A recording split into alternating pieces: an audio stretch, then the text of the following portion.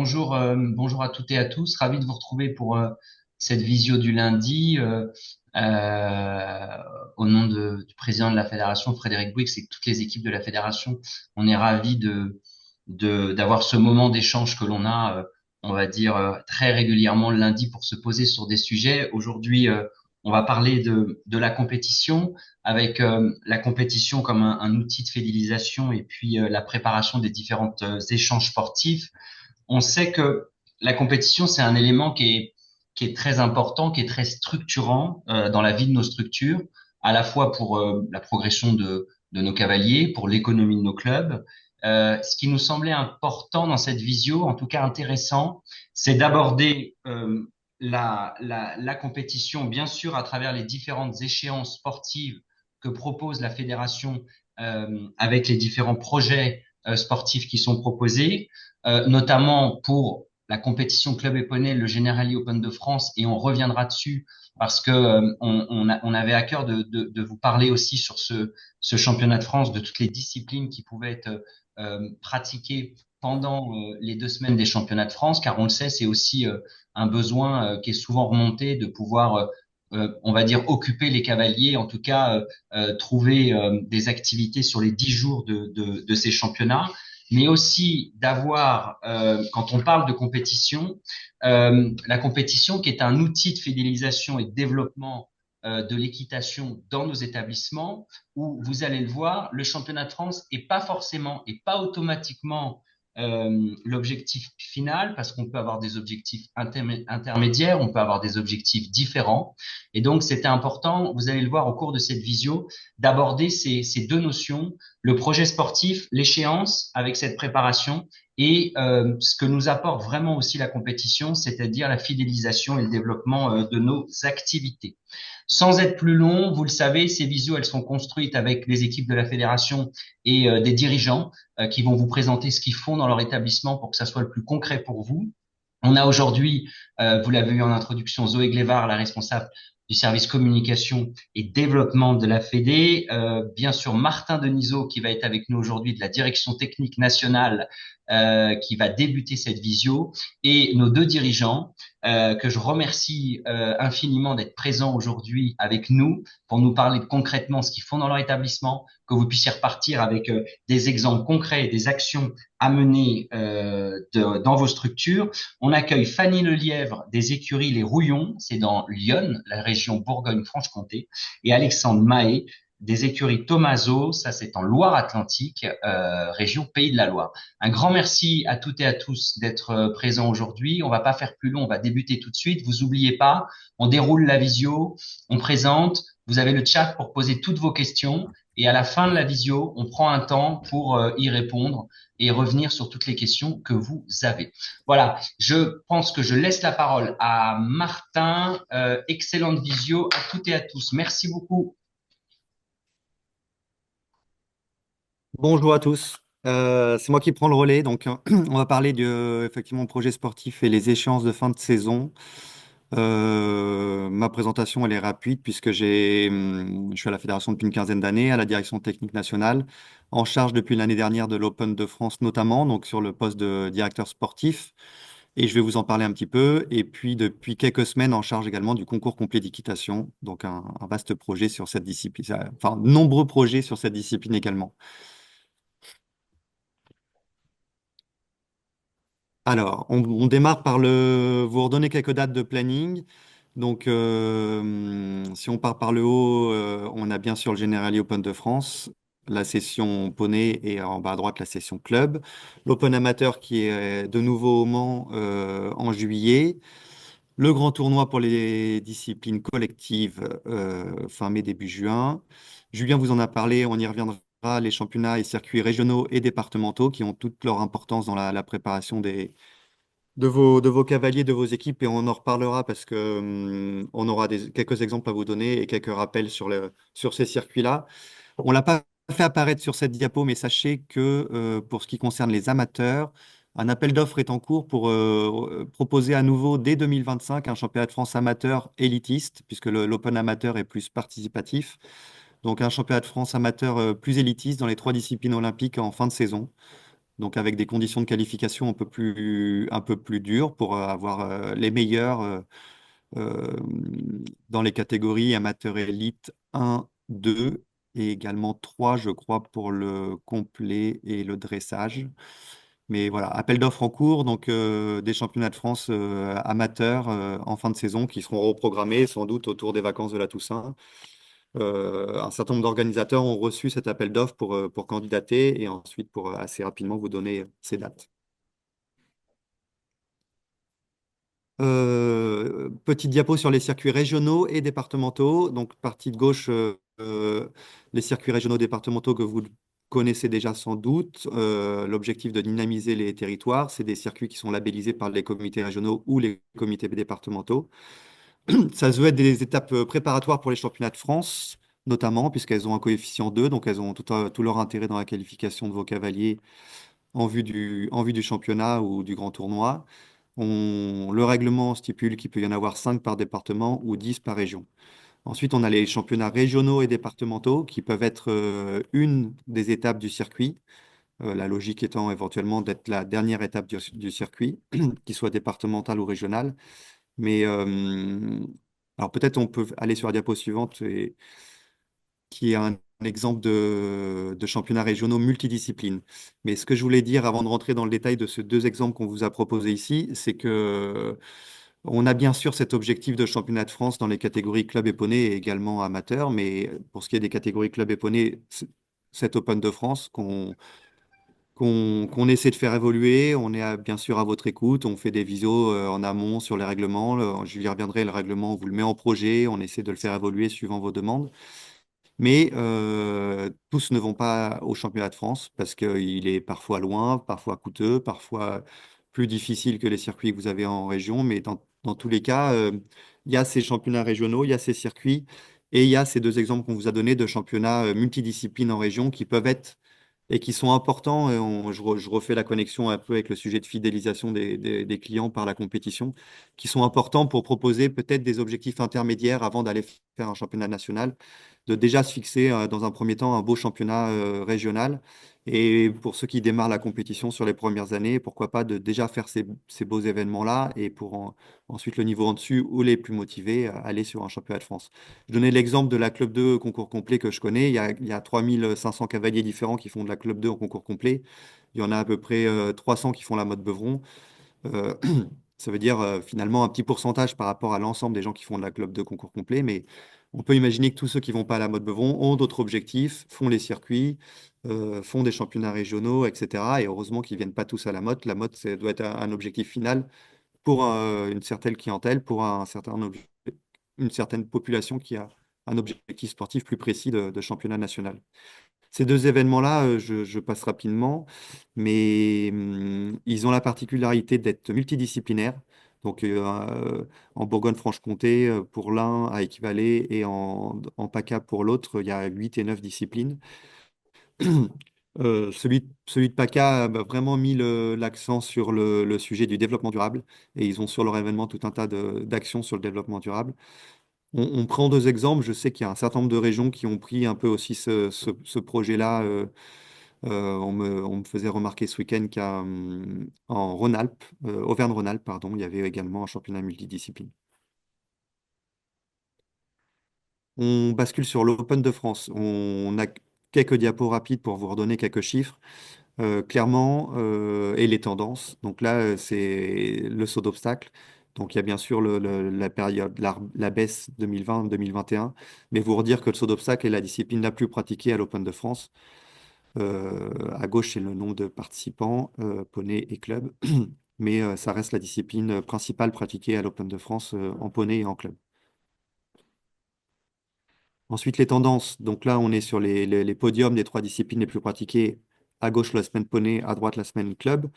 Sans trop de surprise, les disciplines olympiques, la semaine poney, saut d'obstacle, concours complet, dressage, et la semaine club, et on va le voir sur la diapo suivante, on a le hunter qui a ces dernières années détrôné, depuis 2 ans, détrôné en nombre de participants, concours complet.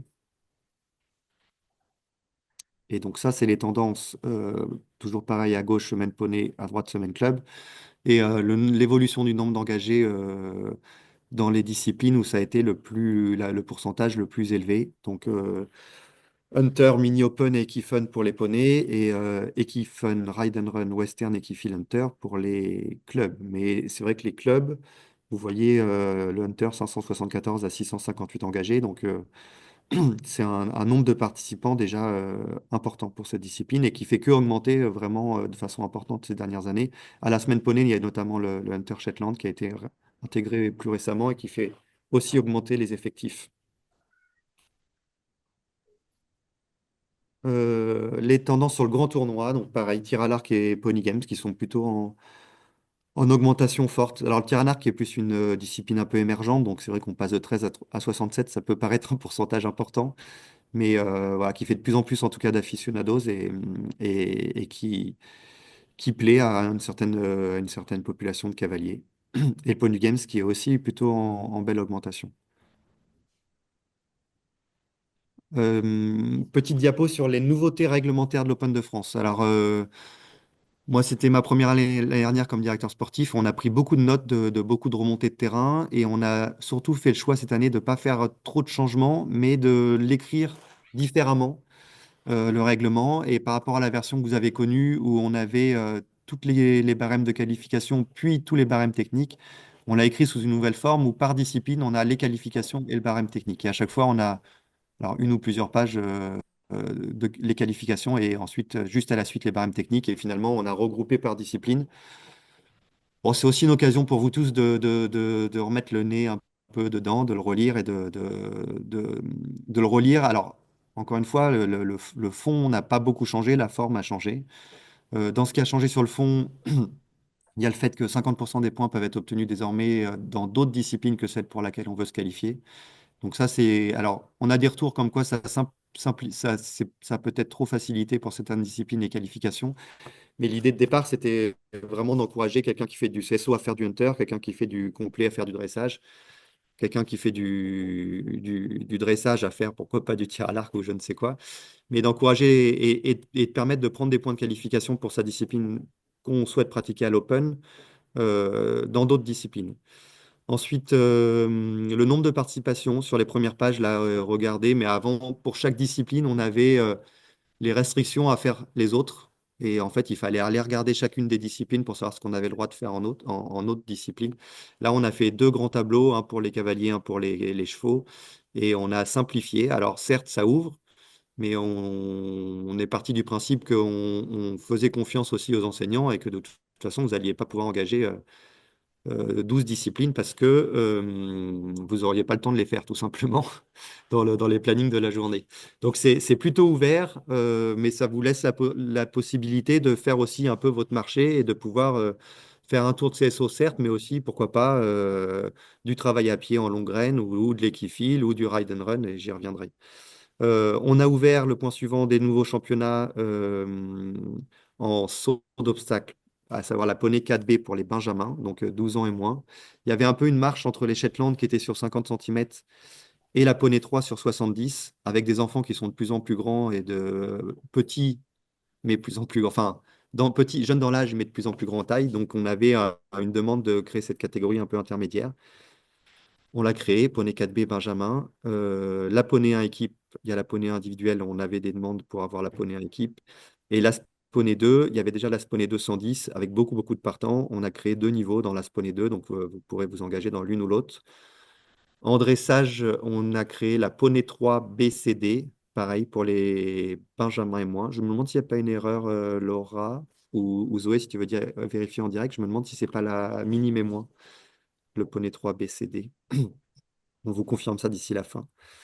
L'ajustement des points de fermeture pour le CSO dressage. Oui, sachez juste que à partir du 1er mars, si vous marquez X points dans le niveau du dessus, vous pouvez avoir votre catégorie fermée. Et ça, on a ajusté les points pour que la fermeture corresponde au nombre de points de la catégorie du dessus.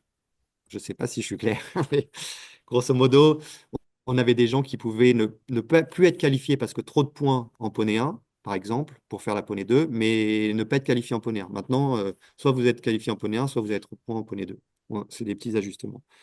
Le lien, bien sûr, vers le règlement, on vous a mis en bas à droite, mais dans compétition, vous allez dans votre discipline et sur le règlement de l'Open de France ou directement sur le site de l'Open de France. Et je te confirme que c'est minime et moins pour le dressage. Oui, ok, c'est bien ça. Merci Zoé. Ah oui, alors je vous en ai parlé, mais donc on peut passer rapidement. Ça, c'est les tableaux de participation qu'on a simplifiés. Donc là, c'est l'exemple des cavaliers couples. Donc on peut faire deux fois une discipline olympique, par exemple deux CSO, et trois fois en tout dans la colonne de gauche. Donc on peut faire deux CCE, un CSO ou deux dressage, un hunter, etc.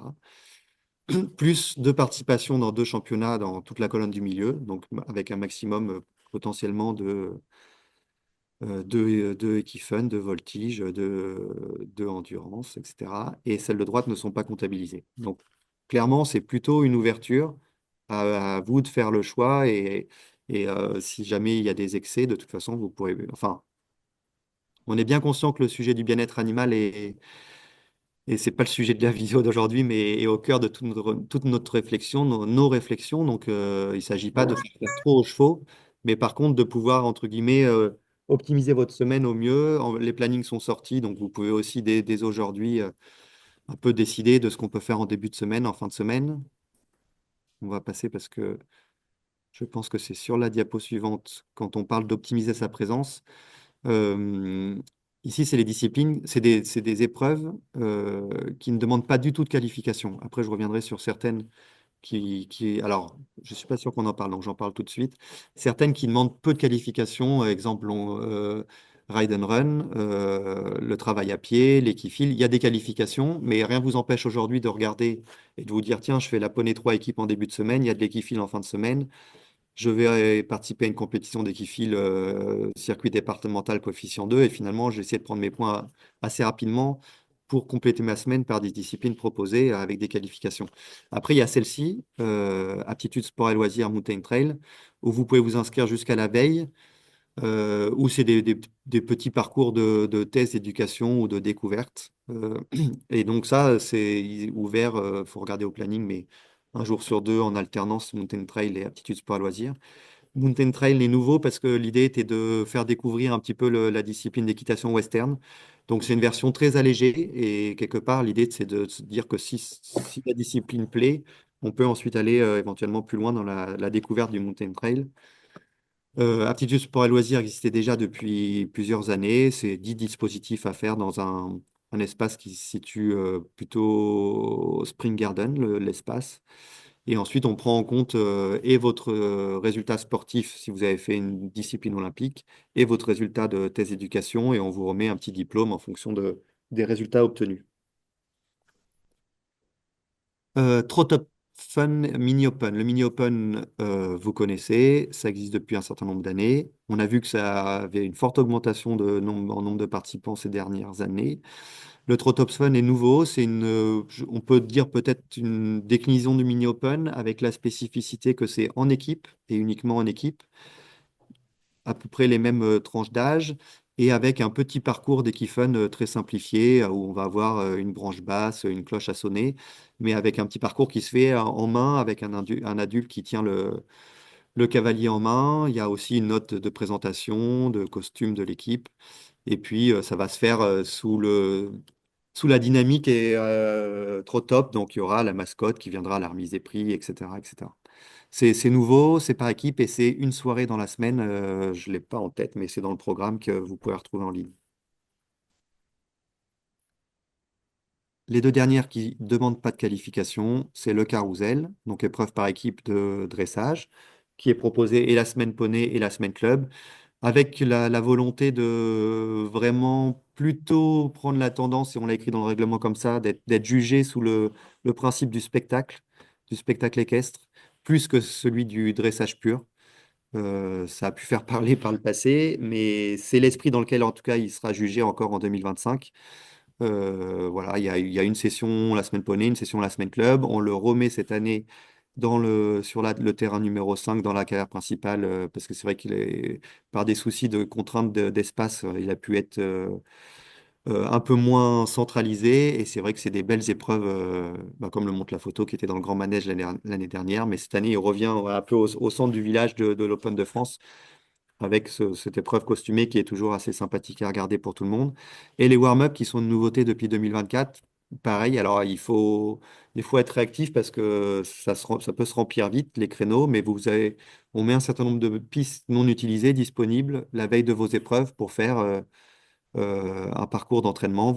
Sur le même principe que ça se fait à plus haut niveau, vous avez 90 secondes pour faire votre parcours ou 20 minutes pour avoir la mise à disposition de carrière de dressage avec une inscription qui se fait sur le CIF à 15 euros et qui est ouvert dans les jours qui précèdent le début de l'Open.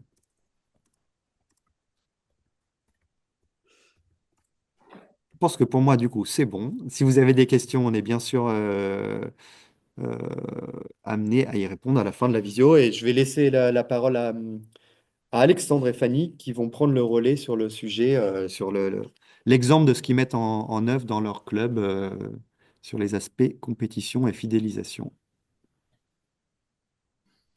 Bonjour, moi je suis Alexandre Mahé, je suis le dirigeant de l'écurie Tomaso dans Loire-Atlantique. Bonjour, moi c'est Fanny Lelièvre et du coup je dirige l'écurie Les Rouillons dans le 89 à côté de Sens. Merci à tous les deux. Je vais prendre le relais de Martin un petit peu pour l'animation de cette partie-là. Pour revenir un petit peu sur ce que Martin vous a dit, notamment sur les tendances, l'idée, et on va le voir d'ailleurs avec Alexandre et Fanny, c'était de vous montrer que le projet sportif, il peut se construire aussi en mettant en avant d'autres disciplines. L'idée là, c'est de faire un point un peu plus pratico-pratique avec Fanny et Alexandre qui ont tous les deux des équipes compétition avec des objectifs assez différents. On va le voir. Dans le process un petit peu, comment aujourd'hui on amène ces cavaliers à pratiquer la compétition et Alexandre y reviendra, mais comment on les incite aussi à venir plus régulièrement au club une fois qu'ils sont compétiteurs, ils sont un peu plus accrochés. Ça va être de planifier votre saison. Donc, Alexandre et Fanny, je crois que vous avez à peu près le même process, c'est-à-dire que vous faites votre planning, vous, de votre côté, et ensuite vous le partagez à vos cavaliers. Fanny, tu veux peut-être commencer? Oui, donc nous on planifie au mois de janvier. On commence à faire le programme au mois de janvier, on le met en ligne fin janvier et ça jusqu'au planning de la motte globalement de fin juillet. Après, on refait pareil pour la partie septembre à fin novembre. Ça, on leur met en ligne, on leur propose également à partir de mi-septembre. On laisse passer la rentrée, puis après, on propose le programme. Et alors, de ton côté, la particularité, je crois, de ton projet de club, c'est plutôt de s'axer sur des disciplines qui ne sont pas le saut d'obstacle, justement. Ouais. Est-ce que tu peux nous dire un petit peu comment tu construis ton planning? Ouais, alors nous, on propose en activité, on a le complet et le hunter, parce que c'est pour moi deux disciplines qui se complètent bien. Et on a aussi des épreuves, on propose aussi des épreuves d'équifun pour les plus petits ou pour des ados ou des adultes. On commence à en avoir quelques-uns qui veulent s'initier à la compétition, mais en ayant un petit peu moins de pression et sous une forme plus ludique. Et alors, Martin nous parlait tout à l'heure, et je crois qu'Alexandre reviendra dessus, des circuits notamment régionaux, départementaux, et de ces rendez-vous un petit peu en région hors championnat de France. Toi, c'est pareil, tu mets dans ta saison des petits points d'intérêt, en tout cas des concours comme ça qui permettent d'avoir un rendez-vous plus près de chez toi. Ouais. Alors, l'Open de Bourgogne à Cluny, on le faisait jusqu'à présent. Après, ça fait 2 ans qu'on propose le Printemps du style en Hunter. Et du coup, maintenant, il fait vraiment partie de notre programme. On arrive à emmener une douzaine de cavaliers. Voilà, donc du coup, ça fait partie de notre concours, on va dire, incontournable du milieu de saison. Et du coup, de ton côté, Alexandre, est-ce que tu peux nous dire un petit peu, alors toi, tu es plutôt axé CSO, je crois, est-ce que tu peux nous dire un petit peu comment tu planifies ta saison? Eh bien, nous, on fonctionne un peu comme Fanny, c'est-à-dire qu'on propose une réunion ouverte à tous les cavaliers en début de saison, donc pareil, plutôt mi-septembre, on laisse passer la rentrée. L'idée, c'est de communiquer assez largement à tous les cavaliers pour inciter notamment les cavaliers qui n'ont jamais fait de compétition à venir à cette réunion-là.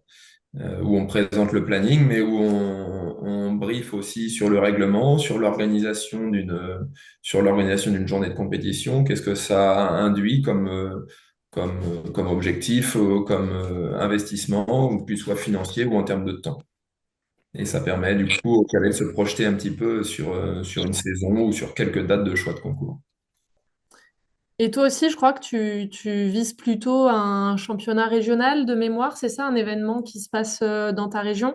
Oui, nous, notre objectif de fin de saison, c'est aussi les championnats, les Open régionaux. Nous, c'est au Mans, au Boulder Jump. Et c'est début juin, enfin mi-juin, là, cette année. Donc, c'est assez pratique en termes de date. Et c'est notre objectif de fin de saison. Merci. Alors, si on parle un petit peu communication, comment vous avez parlé effectivement de cette réunion de début d'année, mais je crois que vous avez d'autres moyens de parler à vos cavaliers et tu le disais, Alexandre, l'importance de parler à tous les cavaliers du club, pas que forcément les compétiteurs. Comment vous faites ça dans vos structures? Alors, nous, on a trois paliers. En fait, on fait comme beaucoup un concours interne, concours d'entraînement, qui est interne au club et qui est à un prix très attractif. On vend le parcours à 20 euros et ça permet vraiment, pour le coup, là, d'amener les primo-compétiteurs ou les cavaliers qui montent qu'une heure par semaine à mettre un pied dans le concours. Et ensuite, on a du concours officiel qu'on organise sur place. On organise entre 7 et 8 dates par an. Donc ça, c'est assez confortable aussi parce que ça permet aux premiers compétiteurs de commencer à s'inclure dans la compétition officielle sans avoir sans avoir de déplacement, en ayant des frais aussi qui sont réduits forcément. Et une fois qu'ils ont mis le pied dans le concours interne puis concours officiel à la maison, assez naturellement, ils ont envie d'aller faire une saison de concours. Alors ça, c'est vrai qu'on avait trouvé ça assez intéressant en discutant avec Alexandre. Fanny, toi, tu n'organises pas forcément de concours interne, mais toi, c'est plus avec les stages que tu les embarques et on en parlera juste après. Mais si vous voulez effectivement un petit peu emmener les plus jeunes cavaliers et en diminuant un peu le stress du déplacement, l'investissement des parents qui doivent se lever tôt, etc. Alexandre nous disait que le concours interne, c'est vraiment bien pour ça, pour les amener à la compétition et que c'est vraiment une première étape où ils y prennent goût avant d'aller sur des compétitions extérieures. On s'est dit avec Martin qu'il y avait voilà, des petites choses intéressantes. Martin, il a une expérience de papa de cavalier, donc il a noté aussi des bonnes idées. Et Quand vous de, organisez du concours, qu'est-ce qui peut amener les gens à venir chez vous?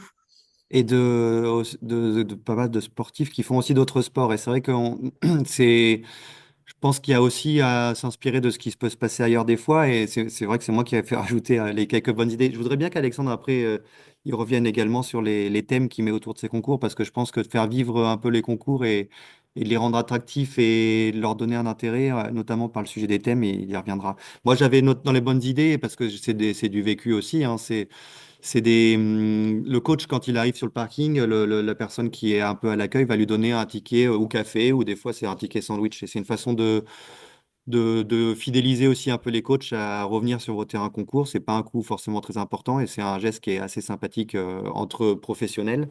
J'avais mis de récompenser tout le monde. Ça se fait dans d'autres sports où des fois ils reviennent tous avec leur médaille.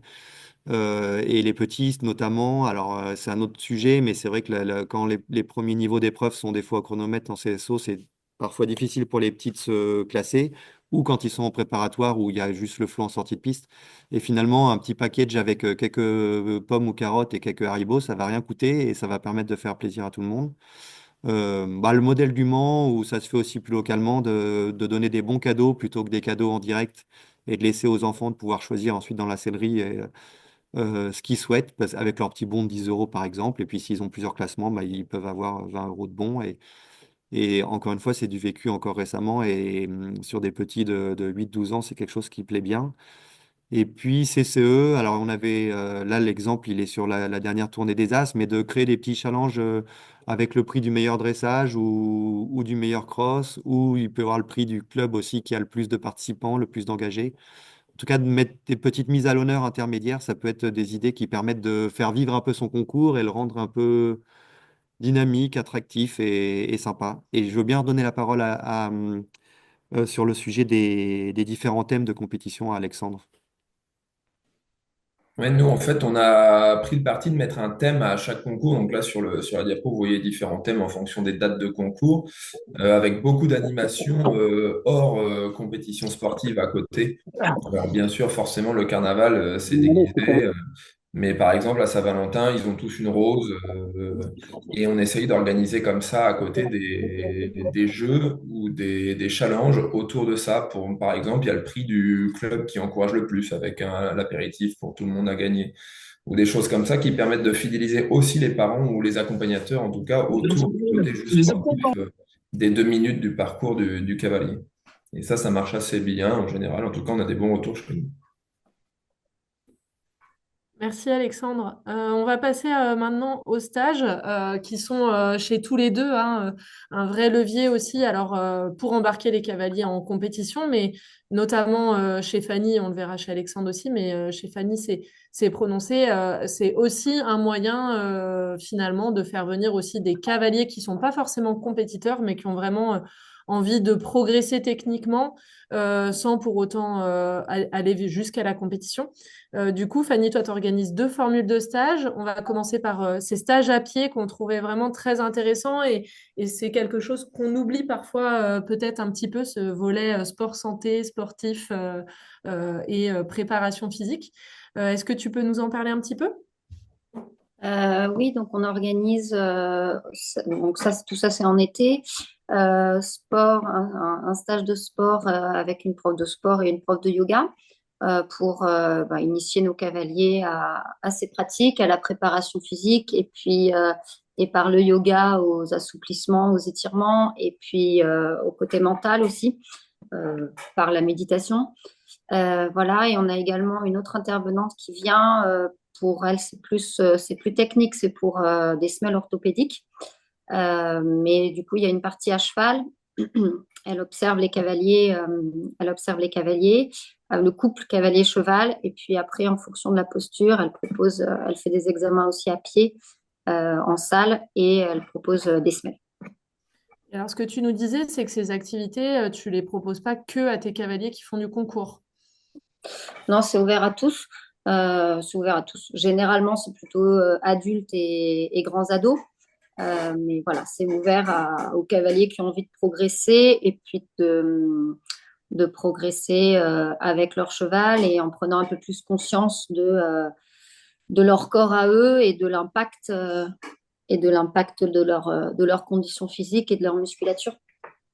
Alors, ça sort un petit peu effectivement du cadre de cette visio, mais ça peut être aussi mettre en place des stages comme ça avec des intervenants extérieurs. Ça peut être aussi un levier pour augmenter le panier moyen de vos adultes qui n'ont pas forcément envie de participer dans un premier temps à des compétitions, mais qui ont vraiment envie de rechercher une progression technique. Donc ça, on trouvait cette approche intéressante. Et toi, tu t'es formé du coup aussi pour ces stages, donc ça contribue finalement à la formation, ta formation d'enseignante. Oui, moi j'ai suivi une formation de préparateur mental, voilà, que j'utilise du coup avec mes cavaliers, pareil, de compétition ou pas. L'idée en fait, c'est que tout le monde a le droit, j'allais dire, d'avoir envie de se perfectionner, même sans avoir envie de participer à des concours en fait. Et pour finir, justement pour ton équipe, par contre, un peu plus concours qui prépare notamment les championnats de France Ouais. ou les Open régionaux, est-ce que tu mets des choses un peu spécifiques en place? Oui, on leur propose des stages avant les échéances, des stages de quelques jours. Généralement, c'est 2, 3 jours. Et dans ces stages, donc, il y a une partie équestre.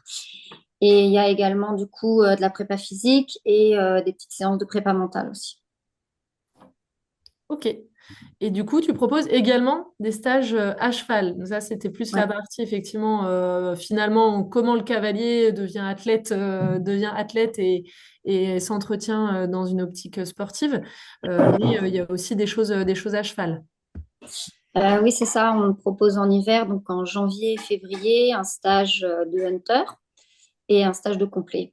Donc, pour préparer nos compétiteurs aux disciplines qu'on propose pendant la saison, mais également pour initier les autres. Et puis voilà, ceux qui voudront ou pas participer après à des compétitions. Et puis ceux qui n'en font pas, j'ai des adultes, c'est souvent des adultes qui participent à ces stages-là, vraiment dans une optique de perfectionnement et d'apprendre encore de nouvelles choses. Et du coup, la particularité, c'est que là, encore une fois, tu t'axes pas forcément que sur des séances à cheval, tu as aussi même parfois des formats conférences. Oui, on a proposé avec Alain Ponceau, depuis 2 ans, il vient à la maison depuis 2 ans. On a proposé une petite conférence la veille du stage. Donc, il arrive le vendredi soir. Ça dure 2 heures. C'est sur les thèmes qu'on choisit ensemble. Mais là, cette année, c'était la vision du cheval, comment lui, en tant que chef de piste, il monte, il prépare ses obstacles de cross, comment il les construit. Il y avait une partie aussi sur la sécurité en complet et sur le bien-être animal. Et après, il y a un temps d'échange, des questions, un temps d'échange. Et alors, si on aborde le pratico-pratique, comment tu les organises, ces stages? C'est des groupes, ça s'adresse à quel cavalier? C'est des groupes de combien? Combien de temps durent les séances? Alors ça, en discussion avec les intervenants. Avec Nathalie, c'est des groupes de 3-4 d'1 h 15. Alain, c'est des groupes de 3 et d'1 h 30. Donc ça, on discute ensemble et puis on voit comment on organise la journée. Donc en général, sur une journée, on a entre 12 et 18 participants à peu près. Là, actuellement, c'est que des cavaliers internes, enfin de l'écurie. Après, c'est ouvert aussi aux cavaliers extérieurs. Voilà, on le met en ligne sur les réseaux et puis après, on le propose un peu à tous. L'idée étant du coup de préparer le début de la saison de concours pour tes cavaliers. Ouais, Ok. c'est ça. Et du coup, on va donner la parole à Alexandre maintenant, qui lui aussi organise pas mal de stages, euh, notamment avec des intervenants extérieurs, mais pas que. Voilà, des formules un petit peu différentes. Alexandre, toi, du coup, je crois que tu fais, notamment pendant les vacances, des programmes avec des journées à thème composées de plusieurs séances, c'est ça? Oui, nous, on fait des formats stages vacances à la demi-journée essentiellement. Et ils sont tous organisés de la même façon, quel que soit le thème. C'est-à-dire qu'ils montent 2 fois à cheval. Ils ont 2 séances de 50 minutes à cheval en fonction. Et c'est eux qui choisissent le thème. Donc là, par exemple, vous avez l'exemple, une demi-journée hunter, une demi-journée éthologie, une demi-journée dressage. Et voilà. Et du coup, ces stages, pareil, j'imagine comme Fanny s'adresse à tous tes cavaliers, mais Alors ça, c'est pour les cavaliers plutôt à cheval, mais oui, ça s'adresse vraiment à tout le monde. et après, comme Fanny, tu organises aussi des fois des stages avec des intervenants extérieurs. C'est le cas de ce stage avec Mathilde. Oui, alors ça a changé un petit peu. Donc on a organisé ça le 3 mars de l'année dernière et ça permet de changer un petit peu et potentiellement d'attirer aussi vers une pratique sportive des cavaliers qui suivent moins ce cursus-là d'habitude, avec des intervenants qui changent un petit peu. Voilà, parce que pour ceux qui ne connaissent pas, Mathilde, c'est une influenceuse, voilà, qui est assez connue des jeunes cavaliers de club et qui a aussi dans son bagage quand même un BPGEPS activité équestre, donc voilà, qui est aussi enseignante. Je précise parce que du coup, c'est vrai que Mathilde, tout le monde ne connaît pas forcément. Toi, du coup, avec ce stage, tu t'es rendu compte que ça pouvait attirer vers justement de l'équitation un peu plus poussée, des cavaliers qui étaient plus des cavaliers profil club lambda. Oui, exactement. Ça permet vraiment d'attirer ouais, d'autres cavaliers vers la pratique sportive et potentiellement après vers la pratique en compétition. Et alors, ce que tu nous disais aussi quand on a préparé cette visio, c'est que tu penses aussi aux tout petits pour qui ça peut être un peu stressant l'accès à la compétition. Et du coup, tu leur dédies des journées de préparation, c'est ça? Oui, nous, on organise des journées de préparation à la compétition, souvent la semaine qui précède le concours. C'est vraiment axé pour les petits saponais et souvent les primo-compétiteurs, et où bien sûr ils font de l'équitation et ils préparent leur compétition, mais ils la préparent aussi d'un point de vue organisationnel. C'est-à-dire qu'on va leur expliquer comment va se passer la journée, ce qu'ils vont devoir faire, à quelle heure, combien de temps avant ils vont devoir aller au paddock, quel est le règlement et refaire vraiment un point comme ça sur l'organisation. Et ça dédramatise beaucoup la compétition pour les petits, pour les parents aussi, parce que du coup, ils savent un peu plus où aller. et ça laisse un tout petit peu plus de liberté à l'enseignant qui est moins submergé de questions le jour J où on est déjà un peu en train de courir souvent. Et ça concerne tes cavaliers qui font, par exemple, que tes challenges internes, ou est-ce que tu as plutôt axé vers les cavaliers qui participent déjà à des concours officiels?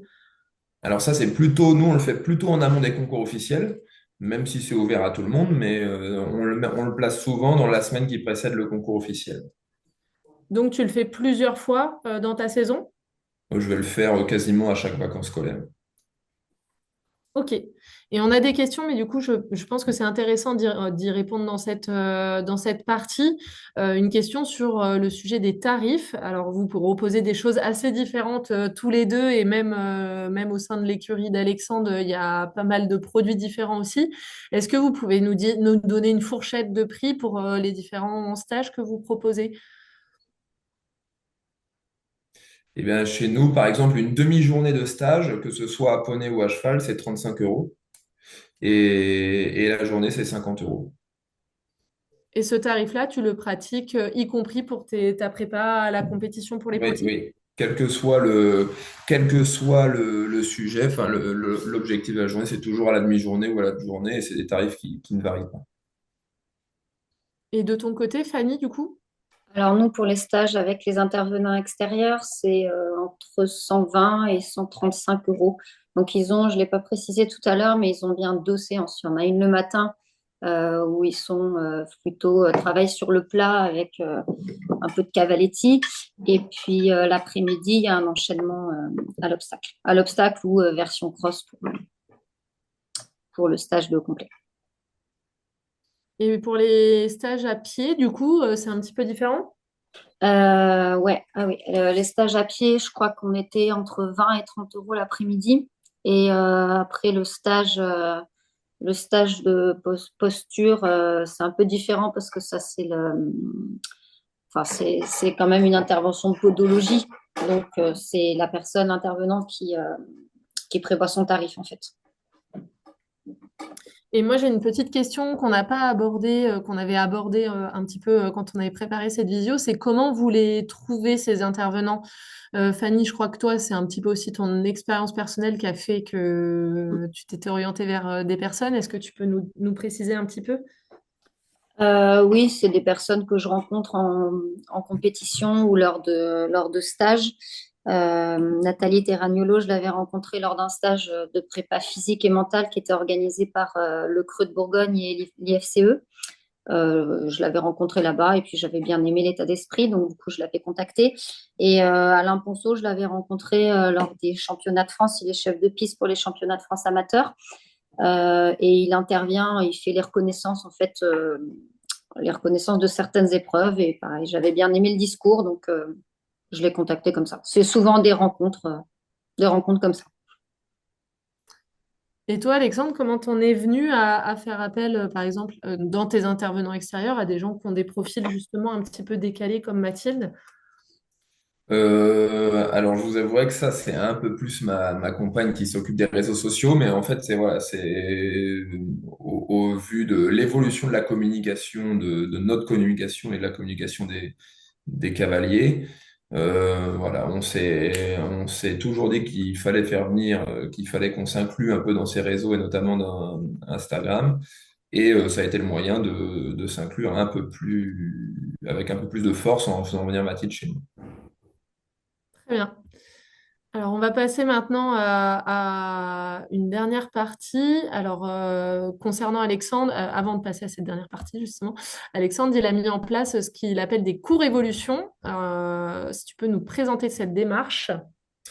En fait, les cours évolution, c'est des cours qui sont voués à être plus sportifs, plus techniques et avec un nombre restreint de cavaliers. Donc, sur le même format que les cours collectifs, sauf qu'ils sont que 5 cavaliers par séance. Il y a 34 séances à l'année au même titre que n'importe quel autre forfait annuel. La seule différence, c'est que voilà, c'est des cours qui se veulent un peu plus techniques et un peu plus sportifs. Et c'est des cours qu'on propose aussi hors forfait pendant les vacances scolaires et qui marchent assez bien. Pour les cavaliers déjà compétiteurs, ils préfèrent presque, eux, être dans un groupe vraiment de niveau. C'est plus facile pour cibler un groupe de niveau de proposer cette continuité de cours-là pendant les vacances, et notamment en avant des compétitions ou en préparation de compétitions. Du coup, c'est des cours qui s'adressent à des cavaliers à partir de quel niveau? On le propose à partir du galop 4 à cheval, Et sans aucun objectif forcément de compétition en premier lieu, mais c'est pareil en général, ceux qui y vont, même s'ils sont pas très compétiteurs au début, par la dynamique, se lancent assez rapidement dans la compétition quand même. Merci. Et du coup, donc le dernier point, on a vu ensemble, tous les deux, vous avez mis en place des gammes textiles dans vos écuries, aux couleurs de vos écuries. Est-ce que ça, c'est quelque chose qui est apprécié de vos cavaliers, justement, pour créer un petit peu ce côté esprit d'équipe, cohésion? oui, oui, ça, ils aiment bien, oui. Ils aiment bien généralement. Il y a un sentiment d'appartenance qui plaît bien. Et alors, je crois que tous les deux, alors vous utilisez peut-être pas le même prestataire, mais en tout cas, vous avez décidé d'externaliser la boutique, c'est ça? Oui, c'est ça. Donc, l'idée, Alexandre, peut-être tu peux nous dire un petit peu comment vous fonctionnez là-dessus. Je crois que c'est pareil, ton épouse qui gère un petit peu ça, mais dans les grandes lignes. Oui, mais nous, en fait, c'est une boutique en ligne. Alors, il y en a plein, hein. Nous, ça s'appelle les Pelotes Angevines. C'est une boîte qui est située à Angers et qui gère tout, en fait. La production et la livraison. Donc, en fait, nous, on n'a vraiment aucune manipulation. On a juste une page sur notre site qui est redirigée vers notre boutique en ligne. Et les clients vont choisir leur modèle, leur couleur, et sont livrés directement chez eux. Et ça permet d'avoir un panel en plus de vêtements assez large. Oui, sur la photo, il y a plein de couleurs, plein de modèles différents. Donc c'est assez confortable pour nous et effectivement, ça crée vraiment un sentiment d'appartenance au club. Et toi, Fanny, c'est pareil, tu as choisi des modèles et c'est sur une boutique en ligne qui est Ouais, gérée par un prestat. oui, c'est ça. Donc ça, c'est vrai qu'on trouvait ça intéressant à vous partager parce qu'on voit souvent des clubs qui ont envie de créer des gammes un petit peu pour avoir cette équipe en concours qui se déplace en groupe et ce côté un peu sentiment d'appartenance. Et c'est vrai que gérer les commandes, les tailles de chacun, ça peut vite s'avérer chronophage. Et il existe de plus en plus de solutions externes en fait qui vous permettent voilà, de vous décharger un petit peu de cette partie commande et d'avoir quelque chose avec un rendu très sympa. On le voit sur les photos hein, avec le gros logo des écuries Tomaso ou des écuries Les Rouillons dans le cas de Fanny. Voilà, et c'est des choses qui sont vraiment faciles et qui vous permettent en tout cas de pas trop passer de temps sur ce sujet-là en ayant un résultat assez sympa. Voilà, on a fait un petit peu le tour, en tout cas, de ce qu'on avait à vous partager. On va faire un petit point sur les prochaines dates, notamment les prochaines visios, avec une visio dédiée à la fidélisation et notamment concernant les primo-licenciés, comment on arrive à les garder au club et à en faire des cavaliers réguliers. On aura également au mois de mai une visio concernant le sujet du bien-être animal, comment on peut faire de la mention bien-être animal et en tout cas de ce sujet-là un vrai atout pour les clubs. Et puis enfin, au mois de juin, on parlera déjà de la rentrée, comment on l'anticipe pour la réussir au mieux. Donc ça, ce sont un petit peu les prochaines dates de visio. On a également d'autres rendez-vous, alors compétition ou pas compétition. Un congrès dédié au cheval et diversité, cette démarche qui parle de médiation avec les équidés. Voilà, un congrès qui se tiendra les 3 et 4 avril et pour lequel les inscriptions sont déjà ouvertes. Martin en a parlé dans sa partie Le Grand Tournoi, l'événement incontournable des sports équestres collectifs qui se tiendra du 30 mai au 1er juin. Voilà, avec cette année le retour du paddock polo et des épreuves de polo au parc. Donc, on aura bien 4 disciplines sur cet événement. Et puis enfin, évidemment, le Generali Open de France qui se tiendra au mois de juillet. Martin vous a détaillé un petit peu les questions qualification. Côté développement plus recrutement, Cheval de Pâques qui est lancé et qui démarrera le 5 avril. Donc, les inscriptions sont ouvertes pour toutes ces opérations. Des opérations dédiées au tourisme équestre avec la journée de l'attelage et la journée de la randonnée au mois d'avril et au mois de mai. Et puis enfin, la fête du poney dédiée à nos petits bambins et nos poneys préférés qui se tiendra le 18 mai. Voilà, donc pour ces opérations, tout est déjà ouvert.